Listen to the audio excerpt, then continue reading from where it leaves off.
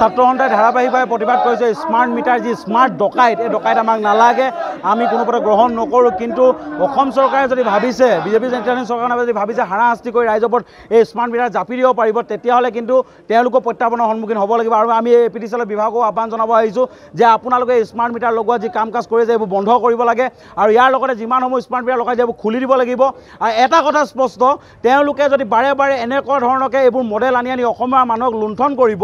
লুণ্ঠন কৰিব এইবোৰ কিয় নৰেন্দ্ৰ মোদী গুজৰাটলৈ লৈ নাযায় অমিত শ্বাহৰ গুজৰাটলৈ কিয় লৈ যোৱা নহয় এইবোৰ কেৱল অসমলৈ লৈ অনা কিয় হয় আৰু এই গোটেই কাম কাজটো উদ্যোগ লৈ হিমন্ত বিশ্ব শৰ্মাই তেওঁক কেৱল অমিত শ্বাহ আৰু নৰেন্দ্ৰ মোদী গোট বুকত সোমাবলৈ এইবোৰ কাম কাজ কৰি থাকে আমি তেওঁলোকক সকীয়াই দিছোঁ যে আপুনি এনেকুৱা ধৰণৰ কাম কাজ কৰি দিব কিন্তু ৰাইজে আপোনাক ২৬ত প্ৰত্যাহ্বান জনাব আপোনাৰো কিন্তু গাদী নাথাকিব আপুনি এইবোৰ কাম কাজ কৰি আপুনি আপোনাৰ নিজৰ দলীয় কৰ্মীসকলক সোধক তেওঁলোকৰ ওপৰত হাৰাশাস্তি হৈছে নে নাই স্মাৰ্ট মিটাৰৰ পৰা আপুনি সেই হিতাধিকাৰীসকলৰ কথা কৈছে হিতাধিকাৰীসকলক সোধক যে ১২৫০ টকা হিতাধিকাৰীসকলে পায় তাত তেওঁলোকে চিলিণ্ডাৰে ক্ৰয় কৰিব নে মিঠাতেলে ক্ৰয় কৰিব নে কাৰেণ্টৰ বিলেই দিব এই মূল্য বৃদ্ধিৰ সময়ত বাৰে বাৰে অসমীয়া মানুহৰ অসমৰ জনসাধাৰণক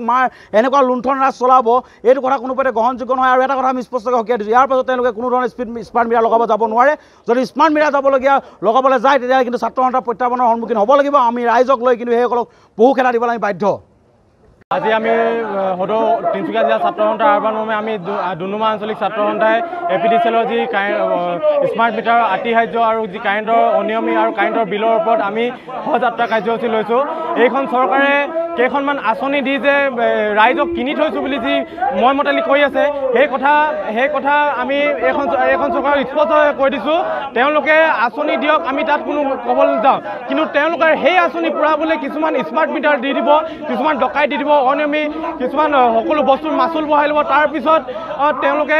এনেকুৱা ধৰণে ৰাইজক জুৰুলা কৰিব তাৰপিছত ৰাইজ জুৰুলা হৈ পৰিছে আৰু ৰাইজ স্বতঃস্ফূৰ্তভাৱে আজি ৰাইজ ওলাই আহিছে সদৌখন ছাত্ৰ সন্থাৰ লগত ওলাই আহিছে আৰু ৰাইজৰ এটাই দাবী যে যেতিয়ালৈকে স্মাৰ্ট মিটাৰ বন্ধ নহ'ব তেতিয়ালৈকে আন্দোলন চলি যাব আৰু অনাগত দিনত ২৬ত এইখন চৰকাৰে ফল ভুগিব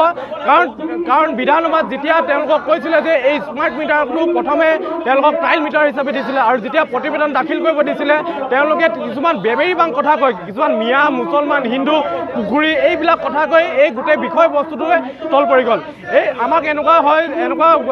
গম পাইছোঁ যে বুজ লৈছোঁ আমি যে তেওঁলোকে এইবিলাক কথা লোকঢাক কৰিবলৈ কিছুমান কথা লোকঢাক কৰিবলৈ তেওঁলোকে কিছুমান বেবেৰীবাং কথা কৈছে মিয়া মুছলমান এইবিলাক কথা কৈ এই স্মাৰ্ট মিটাৰৰ যি মোটাঅংকৰ ধন হিমন্ত বিশ্ব শৰ্মাই পাইছে আৰু যেতিয়ালৈকে এই স্মাৰ্ট মিটাৰ অসমৰ পৰা আঁতৰাই নিদিয়ে তেতিয়ালৈকে এই সদৌখন ছাত্ৰ সন্থা আন্দোলন চলিব আৰু অন্যথা অনাগত দিনত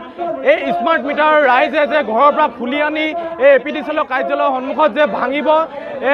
এয়া স্পষ্ট আৰু অনাগত দিনত ২০২৬ত এই ফল ভুগিবলৈ সাজু থাকক আপুনি নৰ্থ ইষ্ট ফুৰিম বুলি ভাবিছে নেকি